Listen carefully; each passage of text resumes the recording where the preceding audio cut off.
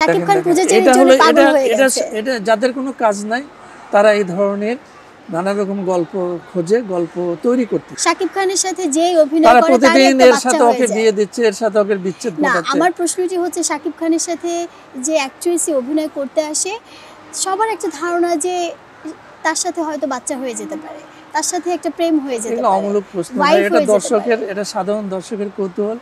যারা প্রকৃত সিনেমা পছন্দ করে, সিনেমা মিডিয়াকে পছন্দ করে, তারা এই সমস্ত বিষয়। না, শাকিব খান আমার একজন পছন্দের অভিনেতা, তো আমি নিজেও চাই না যে তার সাথে এই ধরনের কোনো কন্ট্রোভার্সি আসে। মনে হয় না আমরা চাই না।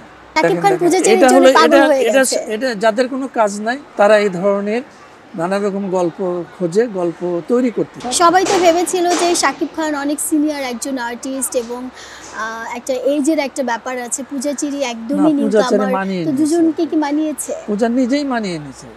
আচ্ছা, তার শাকিবের অভিনয়ের ঢঙের সঙ্গে নিজেকে মিলিয়ে নিয়েছে বলেই তো সে ওখানে এসে অ্যাডজাস্ট হয়ে গেছে। যেহেতু গোলই আসলো, তো আমি একটু কোয়েশ্চেন করতেই পারি।